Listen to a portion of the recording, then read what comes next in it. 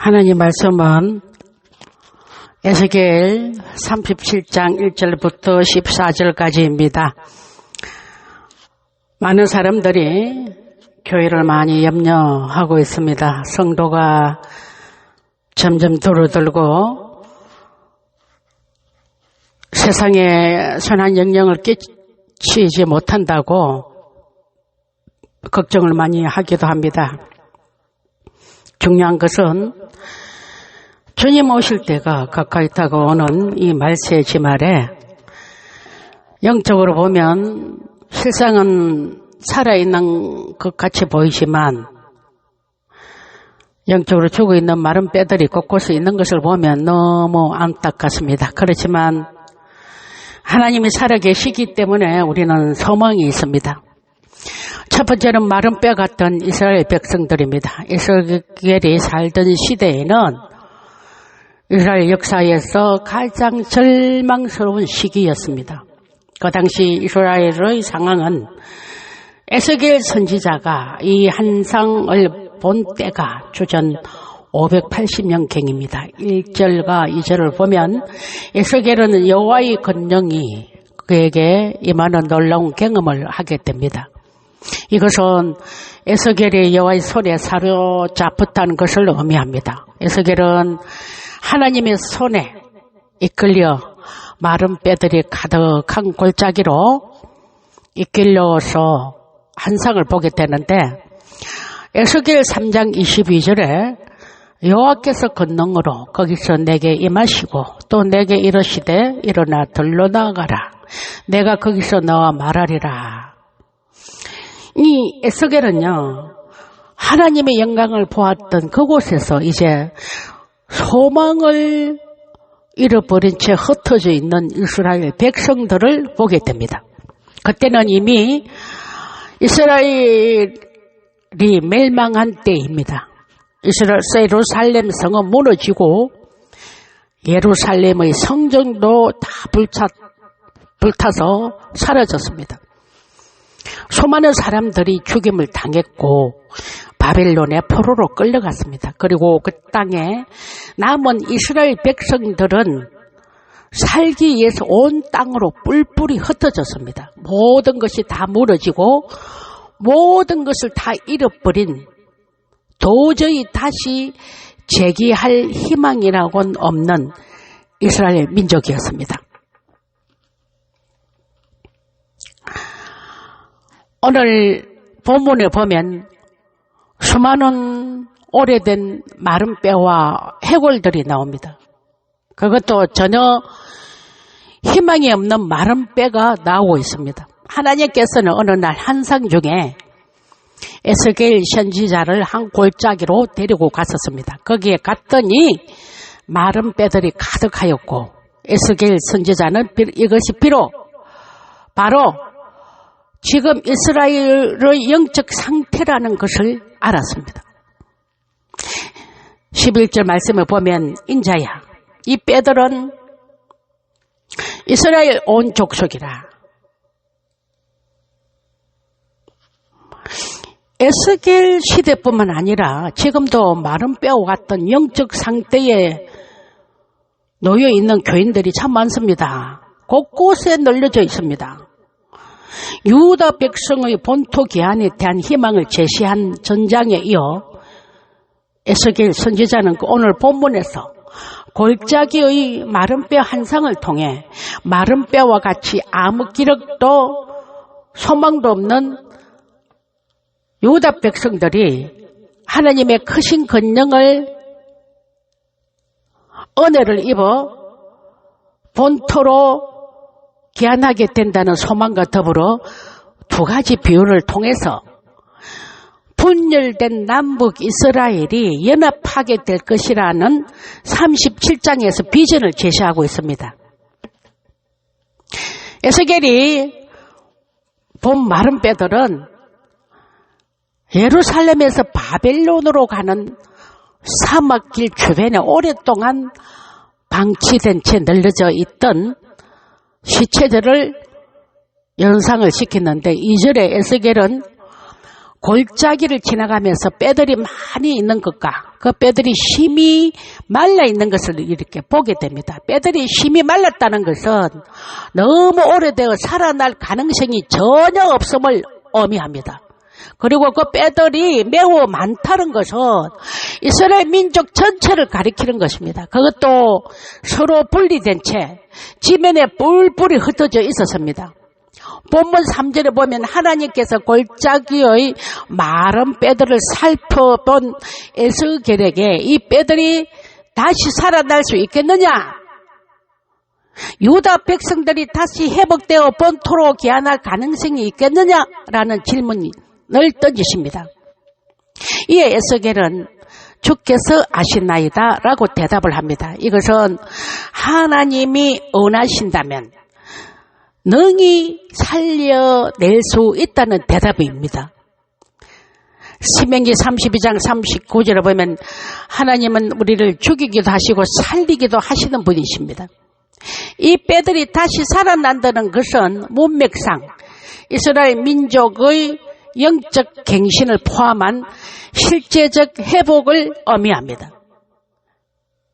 이런 때 하나님께서 에스겔 선지자를 마른 뼈가 가득한 한 골짜기로 데리고 가서 질문을 던집니다. 이 마른 뼈들이 다시 살아날 수 있겠느냐? 때로는 하나님은요, 인간이 도저히 생각하지도 못한 질문을 던지시기도 합니다.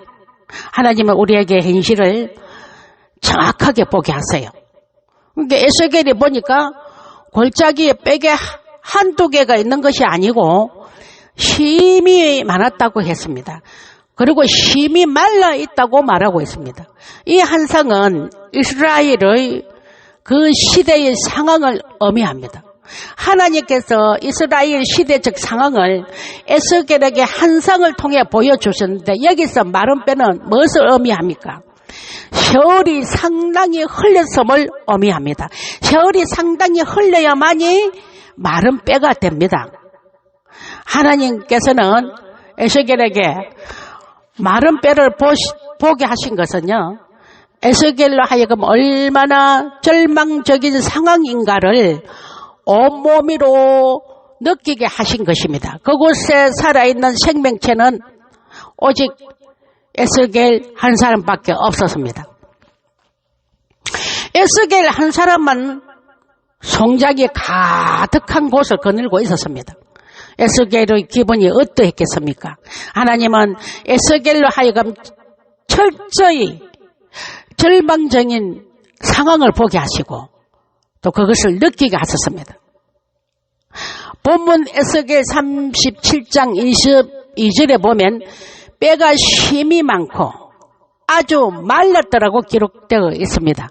이것은 조금이라도 희망을 가질 수 없는 상태라는 것입니다. 절대 절망의 상태였습니다. 사실 사람의 모양은 하고 있지만 마른 뼈들이 많다는 것입니다. 하나님과 여러분 단절되었다는 것은 영은 죽어 있고 몸만 살아 있을 뿐입니다. 세상 밖은 물론이고 교회 안에도 마른 뼈들이 얼마나 많은지 모릅니다. 모양은 그리스도인인데 그 속에 생기가 없으므로 마른 뼈라는 것입니다. 그리고 너무 오래된 마른 뼈들이 많습니다. 교회 몇십 년 따랐다고 자랑하는데 아직도 그 속에 생기가 없는 마른 뼈에 속해 있는 사람들이 곳곳에 널려져 있습니다. 그것도 하나님과 하루 이틀 단절된 것이 아니라 오랜 세월 하나님과 단절되었다면 그것은 해골입니다. 그 안에 생명이 없고 죽은 지 오래된 해골입니다. 하나님께서 영적인 눈을 여셔서 보여주시는 사람들은 그것을 봅니다. 하나님께서 영적인 눈을 열어주시면 정확하게 보입니다. 하나님의 생명이 없기 때문에 소망이 없고 또 예수 부활의 생명도 없습니다. 그냥 죽은 자에 불과합니다. 사람인데 가까이에서 보니 사람이 아니라 해골이라는 것입니다. 이런 마른 뼈들이 교회 안에 곳곳에 널려져 있습니다. 하나님은 영적으로 깨어있는 사람들에게 문제를 보게 하시는데 마른 뼈들 사이에서 유일하게 생명을 가지고 있는 것은 에스겔 선지자 오직 한 사람밖에 없었습니다. 살았다는 이름은 가졌으나 실상은 죽은 교회들의 모습을 보아야 합니다. 살았다는 이름을 가지고 있을지 모르지만 실상은 죽은 영혼들이 얼마나 많습니까? 하나님으로부터 철저히 단절된 영혼이 죽은 영혼입니다. 마태복음 7장 20절부터 23절을 보면 입으로는 주여 주여 하고 많은 권능을 행한다고 하지만 23절에 보면 주님과 아무 상관이 없는 자들이 라고 말하고 있습니다.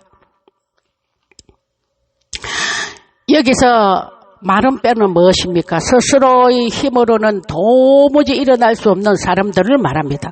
스스로의 힘으로는 아무것도 할 수가 없습니다. 하나님은 하나님의 사람을 통해서 일을 하실 때 절망적인 상황을 먼저 이렇게 보게 하십니다.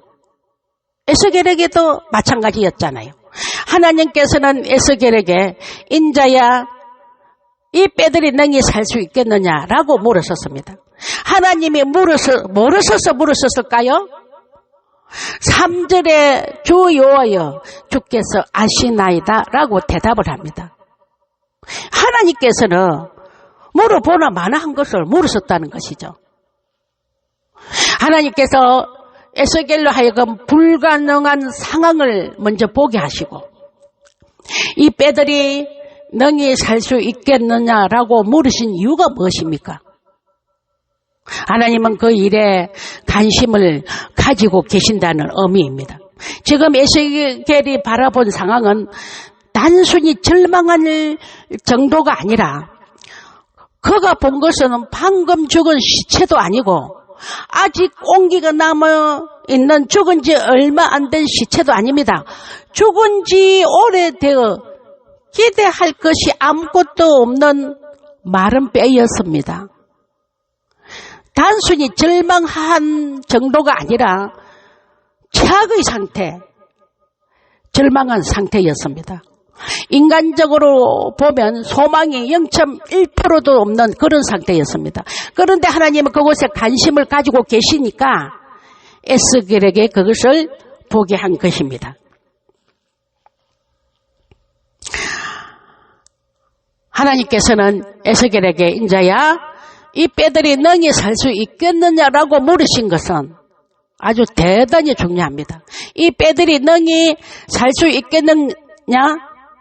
하나님은 지금도 우리에게 이 같은 질문을 던지시기도 합니다.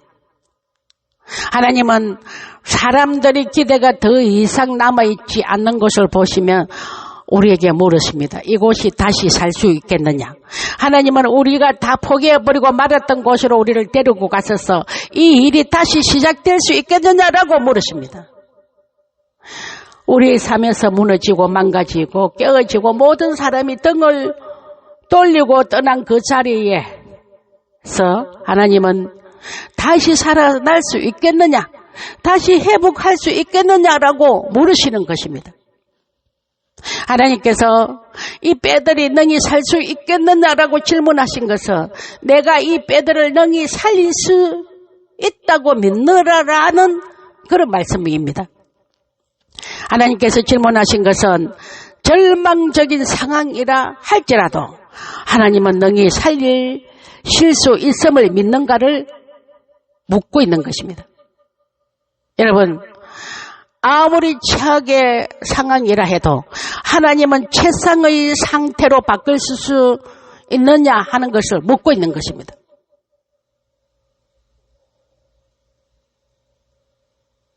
에스겔은 주 여호와여 주께서 아시나이다라고 대답을 한 것은 우리의 삶의 모든 답은 누가 가지고 계시다고요? 하나님이 가지고 계십니다. 하나님은 모든 것을 알고 계시며 하나님은 문제를 해결하는 능력을 가지고 계십니다. 에스겔이 주 여호와여 주께서 아시나이다 라고 대답한 것은 하나님께서는 불가능을 가능케 하실 수가 있으시며 모든 것을 바꾸실 수 있는 분이십니다 라는 대답이었습니다.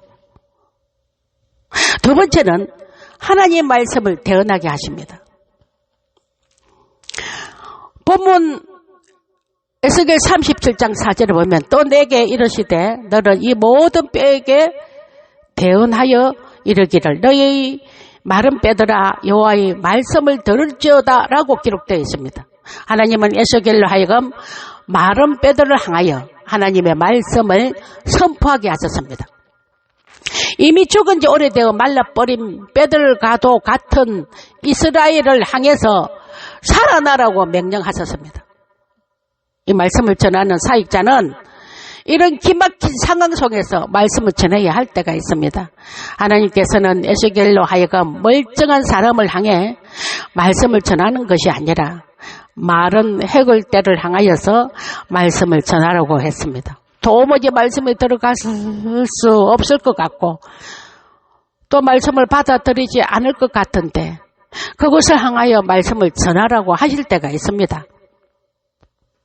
에스겔은 하나님의 그 명령에 순종했을 때 무슨 일이 일어났습니까? 본문 에스겔 37장 7절을 보면 소리가 나고 움직이며 이뼈 저 뼈가 들어맞아서 뼈들이 서로 연결되더라고 기록되어 있습니다. 또 본문에 에스겔 37장 8절을 보면 그 뼈에 힘들이 생기고 살이 오르며 그 위에 가죽이 덮이니 그 속에는 생기가 없더라고 기록되어 있습니다. 10절에 보면 생기가 그들에게 들어가면 그들이 곧 살아나 일어나서 서는데 극히 큰 군대더라. 그러니까 뼈들에게 생기가 들어가니까 그들이 곧 살아나 큰 군대를 이룬 것입니다. 이 같은 기적이 한국에 있는 교회들에게도 이런 일이 일어나기를 바랍니다. 그 어떤 절망적인 상황 속에서도 낙심하지 않고 하나님의 말씀을 대언할 때 마른 뼈들 가운데 놀라운 역사가 일어난다는 것을 믿으시기를 바랍니다. 우리가 절망적인 상황 속에 빠지기 쉬운 것은 불가능을 더욱 불가능하게 만드는 부정적인 말들을 쏟아내는 것 때문입니다. 옳은 상황이 닥쳤을 때 부정적인 말, 비판적인 말, 저주스러운 말을 쏟아 절망적인 말을 해서 더욱 절망하게 할 수도 있습니다. 그러나 하나님은 에스겔로 하여금 절망적인 상황 속에서 하나님의 말씀을 대언하게 하셨습니다. 하나님의 말씀이 현실과 거리가 멀어 보여도 이루어지지 않을 것 같아 보여도 우리가 하나님께서 주신 말씀을 전하면 그 말씀을 통해 생명의 역사가 일어나게 된다는 것입니다. 그러므로 이제는 불가능하다고 절망하고 포기하시지 마시고 하나님은 하실 수가 있으시며 모든 것을 바꾸실 수 있는 분이시라는 것을 믿으시고 믿음의 말과 소망이 있는 말을 선포하시기를 바랍니다. 에스겔에게 오래된 마른 뼈를 향하여 하나님은 하나님의 말씀을 대언하라고 하시니까 얼마나 기가 막히겠습니까? 설교자는요, 말씀을 사모하는 저에게 말씀을 전하고 싶지 졸고 있고 엉뚱한 폰이나 보고 이렇게 할 때도 설교하기가 힘듭니다. 그런데 마른 해골대에게 마른 뼈들에게 말씀을 전하라고 하셨니 기가 막힌 일입니다. 하나님 백성들은 어떤 상황 속에서도 절망적인 말이 아니라 소망의 말을 선포해야 됩니다. 정말 가망석이 없는 자라 할지라도 부정적인 말보다는 소망의 말씀을 선포하십시오.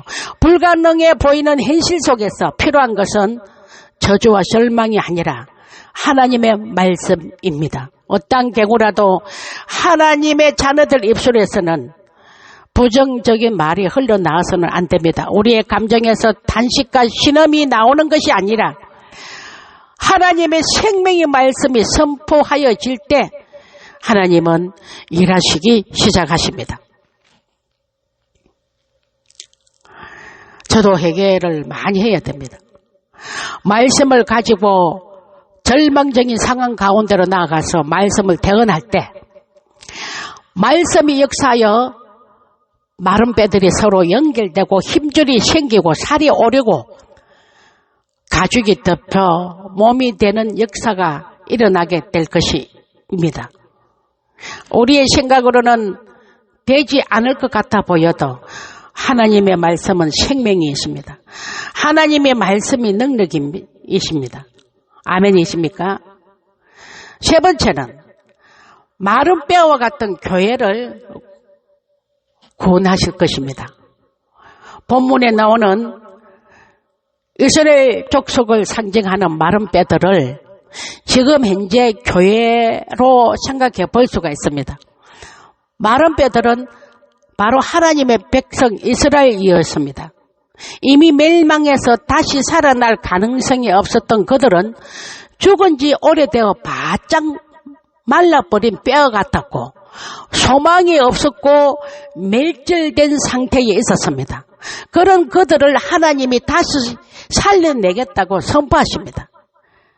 그리고 다시 살아난 그들을 고국 땅에 두겠다고 약속을 하십니다. 그러니까 하나님은 완전히 멸절되어 소망 없는 백성이라도 다시 살리시는 전능하신 구원자이십니다. 그러나 그때 당시 이스라엘은 완전히 멸절되었습니다. 이스라엘은 망해가고 있거나 연약해진 상태가 아니라 이미 죽은 상태와도 같이 생명력과 존재 의미를 잃어버린 것이라고 할 수가 있습니다. 이렇듯 소망이 다 끊어진 이스라엘 백성들을 향해서 하나님은 구원을 선포하시면서 하나님이 백성의 무덤을 열고 그들을 거기서 나오게 하셔서 하나님이 드러내실 것이라고 선포하고 있습니다.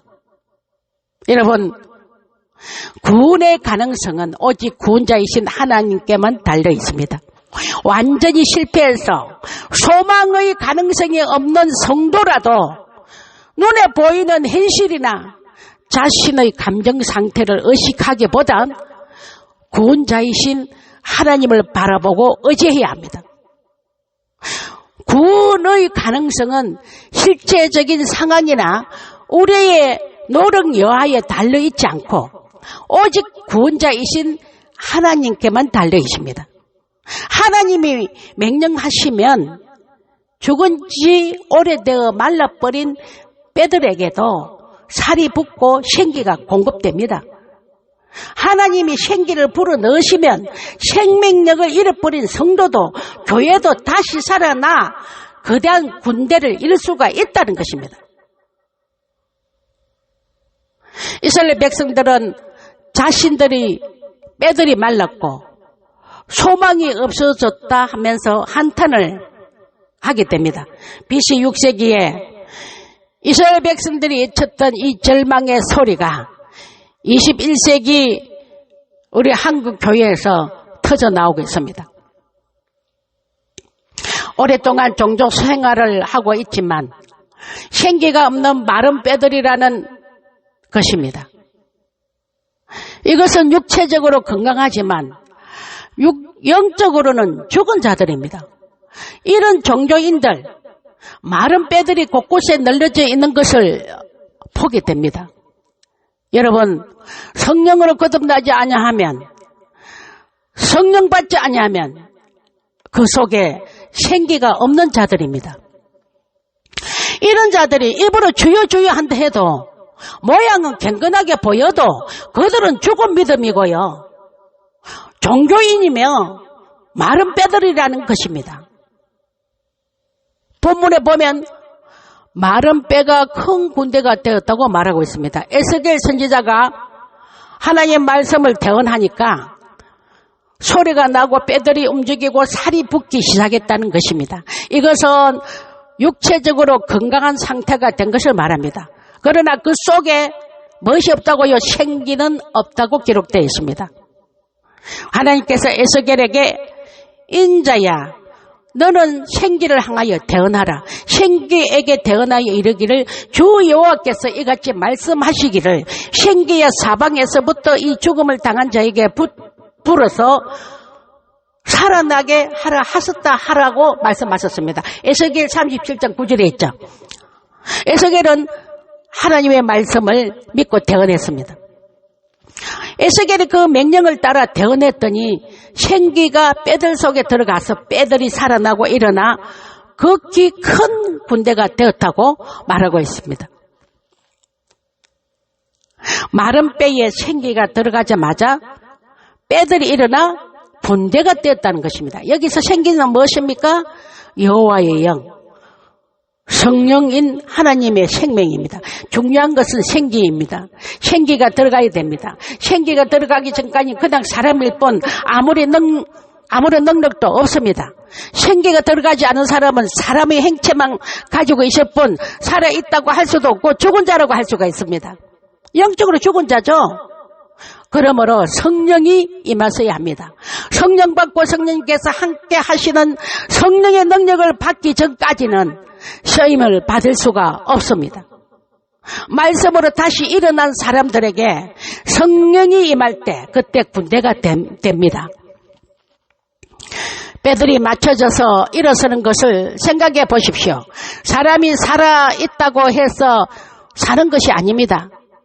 뼈들이 군대가 되었다는 것은 적을 이길 수 있는 강력한 군사가 되었다는 것을 의미합니다. 생기가 임하니까 그리스도의 강력한 군대가 된 것입니다. 오늘날 교회 안에도 영적으로 죽어 있는 마른 뼈들이 얼마나 많은지 모릅니다. 영적으로 아주 병든 사람이 많습니다. 하나님의 능력을 덧입은 군사가 되어야 되는데 그러지 못한 사람들은 너무나 많습니다. 하나님이 역사하시면 언제든지 반전의 역사가 일어나게 될 줄 믿습니다. 본문을 통해 우리에게 주시는 강력한 메시지는 아무리 절망적인 상황이라 할지라도 하나님은 그 상황을 바꾸실 수 있다는 것입니다. 완전히 말라 빠진 뼈들이 거대한 군대가 되었다는 것입니다. 여러분 오늘 에스겔 그 본문의 상황만큼 불가능한 상황이 어디에 있겠습니까? 그렇지만 하나님 말씀이 들어가니까 생기가 들어가니까 그 마른 뼈들이 거대한 군대가 됐다는 것입니다. 오늘 본문을 통해 주시는 메시지는 하나님 앞에서는 불가능은 없다는 것입니다. 그러므로 절망하지 말라는 것입니다. 우리의 상황을 보지 말라는 것입니다. 아멘입니까? 말씀을 맺겠습니다. 인간은 답을 찾는 존재이지 답을 가지고 있는 존재가 아닙니다. 모든 문제의 답은 하나님께만 있습니다. 그럼에도 불구하고 하나님이 우리에게 물으실 때가 있다는 것입니다. 몰라서 물으시는 것이 아닙니다. 우리 자신을 보게 하고 현재 처한 상황을 점검하여서 우리 스스로 우리에게 답이 없음을 깨닫게 하시기 위해 하나님은 질문을 우리에게 하시는 것입니다. 에스겔은 하나님만이 아신다고 대답했습니다. 이는 모든 것이 하나님의 손에 달려 있다는 고백입니다.